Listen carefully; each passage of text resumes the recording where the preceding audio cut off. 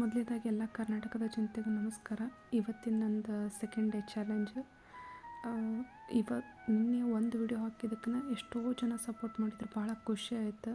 ಇದೇ ರೀತಿ ಸಪೋರ್ಟ್ ಮಾಡ್ತೀರಿ ಅನ್ಕೋತೀನಿ. ಇವತ್ತಿನ ನನ್ನ ದಿವಸ ಏನಪ್ಪ ಅಂತಂದ್ರೆ, ನಾನು ಎದ್ದ ತಕ್ಷಣ ನಿಮಗೆಲ್ಲರಿಗೂ ಹೇಳಿದ್ರು ಆದಾಗ ದೇವ್ರಿಗೆ ನೆನಿತೀನಿ. ದೇವ್ರಿಗೆ ನೆನೆದಾದ್ಮೇಲೆ ನಂದು ರೂಟೀನ್ ಏನೈತಿ ಅಂದ್ರೆ ಡೈಲಿ ಪ್ಲ್ಯಾನ್ ಏನಿದಾವೆ ಅಂಥೇಳಿ ಮೊದಲು ಪ್ಲ್ಯಾನ್ ಮಾಡಿಟ್ಟಿರ್ತೀನಿ. ಆ ಪ್ಲ್ಯಾನ್ ಪ್ರಕಾರ ಒಂದು ಸಲ ಅಂದರೆ ತಿರ್ಗಾ ನೋಡ್ಕೊತೀನಿ. ಯಾವುದೆಲ್ಲ ಅಕಸ್ಮಾತ್ ಸಮ್ಟೈಮ್ಸ್ ಮರ್ತಿರೋದು ಇರ್ತೈತಿ, ಹೀಗಾಗಿ ನೋಡ್ಕೊತಿರ್ತೀನಿ. ಹಿಂಗಾಗಿ ಇವತ್ತು ನಂದು ಈವ್ನಿಂಗ್ ಡ್ಯೂಟಿ ಐತಿ. ಮೇಲಾಗಿ ಒಂದು ಡಾಕ್ಟ್ರ್ ಟರ್ಮಿನ್ ಐತೆ. ಡಾಕ್ಟ್ರದ ಗೈನಕಾಲಜಿಸ್ಟ್ ಟರ್ಮಿನ್ ತೊಗೊಂಡಿದ್ದೆ ನಾನು. ಅದು ನನಗೆ ಇವತ್ತು 11 ಗಂಟೆಗೆ ಐತಿ. ನಾನು 11 ಗಂಟೆಗೆ ಅಂತಂದ್ರೆ ಈಗ ಆಲ್ರೆಡಿ ಟೈಮ್ 9 ಗಂಟೆ. ಎದ್ದು ಬೇಗ ಎಲ್ಲ ಫ್ರೆಶ್ ಅಪ್ ಆಗಿ ಹೋಗ್ಬೇಕಂದ್ರೆ ಅಷ್ಟ ಆಗ್ತೈತಿ. ಇದು ರೂಟೀನ್ ಯಾವ ರೀತಿ ಇರ್ತೈತಿ ಅಂತಂದರೆ, ಇವೇನು ಕಲರ್ಸ್ ಎಲ್ಲ ಕಾಣ್ತಾವಲ್ಲ, ಅದು ನಾನು ಕೋಡಿಂಗ್ ಮಾಡ್ಕೊಂಡು ಇಟ್ಕೊಂಡಿರೋದು. ಅಂದ್ರೆ ರೆಡ್ಡಲ್ಲಿ ಕಾಣ್ತಿರೋದೆಲ್ಲ ಮಾರ್ನಿಂಗ್ ಡ್ಯೂಟಿ ಆಲ್ಮೋಸ್ಟ್ ನಾನು ಇಷ್ಟಪಡೋಂಗಿಲ್ಲ. ಯಾಕಂದ್ರೆ ಅದು ಮುಂದಿನ ವೀಡಿಯೋದಾಗ ನಾನು ಯಾಕಂತ ಹೇಳ್ತೀನಿ. ಆಲ್ಮೋಸ್ಟ್ ನಾನು ಹೆಚ್ಚಾಗಿ ಪ್ರಿಪೇರ್ ಮಾಡೋದು ಈವ್ನಿಂಗ್ ಡ್ಯೂಟಿ. ನೈಟ್ ಡ್ಯೂಟಿ ಕಡಿಮೆ ಇರುತ್ತೆ. ತಿಂಗಳಲ್ಲಿ ನಾವು ಇಫ್ ಇಟ್ ಈಸ್ ಅವ್ರು ಕೊಡ್ತೀನಿ ಅಂತಂದ್ರೆ 3 ಅಥವಾ 2 ಡೀನ್ಸ್ ಅಷ್ಟೇ ನಾವು ಮಾಡ್ಬೋದು.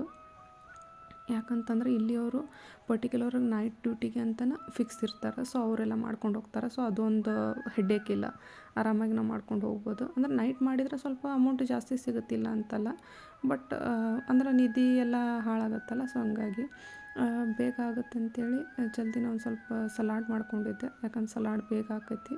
ಅಡುಗೆ ಮಾಡ್ಕೊಳ್ಳೋ ಅಷ್ಟು ಟೈಮು ಇರಲಿಲ್ಲ.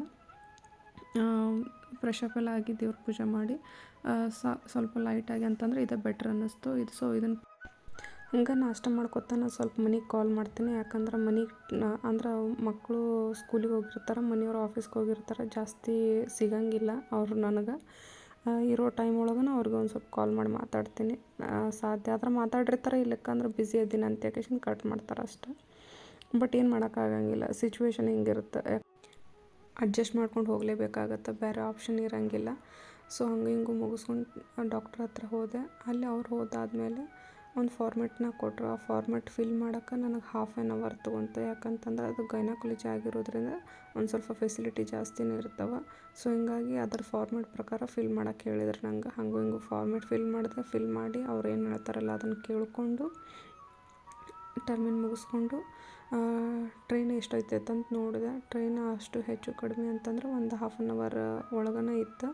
ಅದು ನನಗೆ ಬೆಸ್ಟ್ ಆಪ್ಷನ್ ಆಗಿತ್ತು. ಅದು ನಿಯರೆಸ್ಟ್ ಇರೋದ್ರಿಂದ ಭಾಳ ಹೆಲ್ಪ್ ಆಗುತ್ತೆ. ಯಾವುದೋ ಒಂದು ಅಂದರೆ ಇಲ್ಲಿ ಸ್ಪೆಷಲಿ ಅದೊಂದು ಭಾಳ ಬೆನಿಫಿಟ್. ಯಾಕಂದ್ರೆ ಯಾವ ಹಾಸ್ಪಿಟ್ಲ್ ಆಯಿತು ಏನೋ ಆಯ್ತಂದ್ರೆ ಆಲ್ಮೋಸ್ಟು ಸ್ಟೇಷನ್ ನಿಯರೆಸ್ಟೇ ಇರ್ತವೆ. ಅಂದ್ರೆ ಫೆಸಿಲಿಟಿ ಇರಲಿ ಅಂತ ಅನ್ನೋ ಸಲುವಾಗಿ ಏನೋ ಗೊತ್ತಿಲ್ಲ, ಬಟ್ ಆಲ್ಮೋಸ್ಟ್ ನಾನು ಎಷ್ಟೊತ್ತನ ನೋಡಿದ್ದೀನಿ ಅಂತಂದ್ರೆ ಆಲ್ಮೋಸ್ಟ್ ಅದರೆಲ್ಲ ನಿಯರೆಸ್ಟೇ ಇರ್ತವೆ. ಅದೊಂದು ಬೆನಿಫಿಟ್. ಟೈಮ್ ಅಂತೂ ಆಲ್ರೆಡಿ ಆಗಿ ಹೋಗಿತ್ತು. ಹೋಗಿ ಮತ್ತು ಬೇರೆ ಡ್ಯೂಟಿಗೆ ಬೇರೆ ಹೋಗಬೇಕಾಗಿತ್ತು. ಹೀಗಾಗಿ ಯಾವುದೂ ಅಡುಗೆ ಮಾಡೋಕ್ಕೇನು ಪ್ರಿಪೇರ್ ಮಾಡಲಿಲ್ಲ. ಇರೋದ್ರಲ್ಲೇ ಹೋದ್ರಾಯ್ತಂತೆ. ಹೋಗ್ಬೇಕಾದ್ರೆ ಒಂದು ಸ್ವಲ್ಪ ಸ್ನ್ಯಾಕ್ಸ್ ತೊಗೊಂಡು ಹೋಗಿದ್ದೆ. ಅದು ಸ್ನ್ಯಾಕ್ಸ್ ತಿನ್ಕೊಂಡೆ ಟ್ರೈನ್ ಒಳಗೆ. ತಿನ್ಕೊಂಡು ಒಂದು ಸ್ವಲ್ಪ ಕಾಫಿ ಕುಡಿದು ಮನೆಗೆ ಹೋಗೋಕೆ ಕಾಲ್ ಮಾಡೋಕ್ಕೆ ಟ್ರೈ ಮಾಡಿದೆ. ಬಟ್ ಅದು ಟ್ರೈ ಆಗಲಿಲ್ಲ. ಯಾಕಂತಂದ್ರೆ ಅವರು ಬ್ಯುಸಿ ಇದ್ದರು. ಇರೋದ್ರೊಳಗೆ ಮಕ್ಕಳು ಇನ್ನೂ ಬಂದಿರಲಿಲ್ಲ. ಯಾಕಂದರೆ ಟೈಮ್ ವೇರಿಯೇಷನ್ ಆಗುತ್ತೆ ಅಲ್ಲಿಗೂ ಇಲ್ಲಿಗೂ. ಅದು ಎಲ್ಲರಿಗೂ ಗೊತ್ತಿರೋ ಮಾತನ್ನು. ಅದೇನು ಸ್ಪೆಷಲಾಗಿ ಹೇಳಬೇಕಂತೇನಿಲ್ಲ. ಇದು ಡ್ಯೂಟಿ ಯಾವ ರೀತಿ ಇರ್ತೈತಪ್ಪ ಜರ್ಮನಿದು ಅಂತಂದ್ರೆ ಎಲ್ಲರಿಗೂ ಡೌಟ್ ಇರ್ತದೆ ಒಂದನ್ನು. ನಮ್ಮದು 8 hours ಶಿಫ್ಟ್ ಬರ್ತೈತೆ. ಆ 8 hours ಶಿಫ್ಟ್ ಒಳಗೆ ನಾವು ನಾರ್ಮಲ್ಲಾಗಿ 7.5 hours ನಾವು ಕಂಪಲ್ಸರಿ ಡ್ಯೂಟಿ ಮಾಡಬೇಕು. 1/2 hour ನಮಗೆ ರೆಸ್ಟ್ ಅಂತ ಇರುತ್ತೆ. ಸಮ್ಟೈಮ್ಸ್ 1/2 hour ರೆಸ್ಟು ನಮಗೆ ಸಿಗೋಂಗಿಲ್ಲ. ಯಾಕಂದ್ರೆ ಅಷ್ಟೇ ಸ್ಟ್ರೆಸ್ ಇರ್ತೈತೆ, ಅಷ್ಟು ಬ್ಯುಸಿ ಇರ್ತಾವೆ ವಾರ್ಡೆಲ್ಲ. ನಾನು ನಾರ್ಮಲಾಗಿ ನಾನು ಯಾರು ಏನಾದರೂ ಅಂದ್ಕೊಳ್ಳಿ, ನಾನು 1/2 hour ರೆಸ್ಟ್ ತೊಗೋತೀನಿ. ಯಾಕಂತಂದ್ರೆ ಅದು ನಮಗಂತೇಳಿ ಮೀಸಲಿಟ್ಟಿರ್ತಾರಂದ್ರೆ ನಾವು ಯಾಕೆ ಬಿಡಬೇಕು ಅಂತೇಳಿ. ಮೊದಲು ಅದು ಏನೋ ಅಂತಾರಲ್ಲ, ಎಷ್ಟೋ ಮಾಡಿದ್ರೂ ಮುಗಿದೇ ಇರೋ ಕತೆ. ಯಾಕಂದ್ರೆ ಇಲ್ಲಿ ನಾವು ಎಷ್ಟೋ ಪ್ರಾಂಪ್ಟಾಗಿ ಮಾಡೋಕ್ಕೆ ಹೋದರೂ ಅವ್ರದ್ದಾದಂಥದನ್ನು ಹೇಳ್ತಾರೆ. ಯಾಕಂದ್ರೆ ಲ್ಯಾಂಗ್ವೇಜ್ ಪ್ರಾಬ್ಲಮ್ ಆಕತಿ, ಅದೆಲ್ಲರಿಗೂ ಗೊತ್ತಿದ್ದ ಮಾತೈತಿ. ನಾವಿಲ್ಲಿ 1 ವರ್ಷ ಇದ್ದೀವಿ ಅಂತ ಮಾತ್ರಕ್ಕೆ ಯಾವುದೂ ಅಷ್ಟು ಈಸಿಯಾಗಿ ಬರೋದಲ್ಲ. ಅದಕ್ಕೆ ಟೈಮ್ ತೊಗೋತೈತಿ. 1 ವರ್ಷವೂ ಸಾಲೋದಿಲ್ಲ.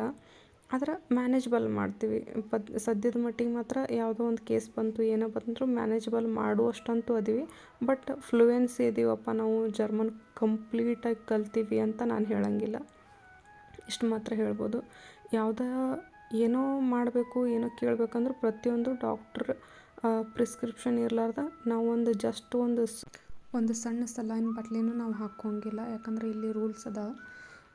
ಡ್ಯೂಟಿ ಸ್ಟಾರ್ಟ್ ಆಗೋಕ್ಕಿಂತ ಮುಂಚೆ ಪ್ರತಿಯೊಂದನ್ನು ನಾವು ಪ್ರಿಪೇರಾಗಿ ತೊಗೊಂಡು ಹೋಗ್ಬೇಕು. ಅಂದರೆ ಸ್ಪೆಷಲಿ ಇವು ಪೆನ್, ಯಾಕಂತಂದ್ರೆ ಇಲ್ಲಿ ಕಲರ್ ಕೋಡಿಂಗ್ ಜಾಸ್ತಿ ಮಾಡ್ತಾರೆ. ಯಾಕಂದ್ರೆ ಯಾವುದೋ ಒಂದು ಅಂದ್ರೆ ಪ್ರತಿ ಶಿಫ್ಟ್ನವರು ಅವ್ರದ್ದಾದಂಥ ಕಲರ್ ಕೋಡ್ನ ಯೂಸ್ ಮಾಡ್ತಾರೆ. ಇಲ್ಲಿ ಸಮ್ಟೈಮ್ಸ್ ಸೈನ್ ಮಾಡುವಂಥ ಸಿಚುವೇಶನ್ ಬರ್ತವೆ. ಹಿಂಗಾಗಿ ನಾವು ಆ ಪೆನ್ನ ಕ್ಯಾರಿ ಮಾಡಬೇಕು. ಸೊ ಹಿಂಗಾಗಿ ನಾನು ರೆಡ್, ಬ್ಲೂ ಆಮೇಲೆ ಗ್ರೀನ್ನ ಕ್ಯಾರಿ ಮಾಡ್ತೀನಿ. ಅಂದ್ರೆ ನಾನಂತಲ್ಲ, ಪ್ರತಿಯೊಬ್ಬರು ತೊಗೊಂಡು ಹೋಗ್ಬೇಕು. ಅಂದರೆ ಸ್ಪೆಷಲ್ ನಮ್ಮ ಹಾಸ್ಪಿಟ್ಲ್ನಾಗಿರೋರು ಅದ್ರ ಜೊತೆಗೆ ಸೀಸರು ಆಮೇಲೆ ಪ್ಲಾಸ್ಟ್ರು ಅದನ್ನು ಮಾತ್ರ ಮರೆಯೋ ಹಂಗೆ ಇಲ್ಲ. ಯಾವುದನ್ನು ಏನು ಬಿಟ್ಟರು ಗೊತ್ತಿಲ್ಲ, ಅದನ್ನು ಮಾತ್ರ ತೊಗೊಂಡು ಹೋಗ್ಬೇಕು. ಸೊ ಹಿಂಗಾಗಿ ಅವ್ನು ಮಾತ್ರ ಕ್ಯಾರಿ ಮಾಡ್ತೀನಿ. ಉಳ್ಕಿದ್ದನ್ನು ಒಂದು ಸ್ವಲ್ಪ ಸೈಡಿಗೆ ಇಟ್ಟರು ಪರವಾಗಿಲ್ಲ. ಇವಾಗ ಎಲ್ಲರೂ ಹೇಳ್ತಿರ್ತಾರೆ ದೂರದ ಬೆಟ್ಟ ನೋಡೋಕೆ ಅಷ್ಟು ಚಂದ ಅಂಥೇಳಿ. ಅದು ಕಟು ಸತ್ಯ ಅಂಥೇಳಿ ನನಗೆ ಅರ್ಥ ಆಗೈತಿ. ಯಾಕಂತಂದ್ರೆ ಹೊರದೇಶ ಅಂದಾಗ ನಾವು ಬಾರಿ ಅಪ್ಪ ಈಸಿಯಾಗಿರುತ್ತೆ ಎಲ್ಲನೂ, ಅಂದರೆ ಎಲ್ಲನೂ ಸಲೀಸಾಗಿ ಆಗಿಬಿಡುತ್ತೆ ಅಂತ ಅಂದ್ಕೊಂಡಿದ್ದೀವಿ. ಬಟ್ ಇಲ್ಲಿ ಬಂದ್ಮ್ಯಾಗ ಗೊತ್ತಾಗಿದ್ದು, ಹೋಗ್ಬೇಕಾದ್ರೆ ಎಷ್ಟು ಆ್ಯಕ್ಟಿವ್ ಆಗಿ ಹೋಗಿರ್ತೀನಿ, ಬರ್ಬೇಕಾದ್ರೆ ಅಷ್ಟೇ ನರ್ವಸ್ ಆಗಿ ಬರ್ತೀನಿ. ಯಾಕಂದ್ರೆ ಅಷ್ಟು ಬ್ಯುಸಿ ಇರ್ತೈತಿ. ಆಮೇಲೆ ಅಷ್ಟೇ ಸ್ಟ್ರೆಸ್ಸು ಆಕೈತಿ. ಯಾಕಂತಾರೆ ನಮಗೆ ಲ್ಯಾಂಗ್ವೇಜ್ ಪ್ರಾಬ್ಲಮ್ ಆಕೈತಿ.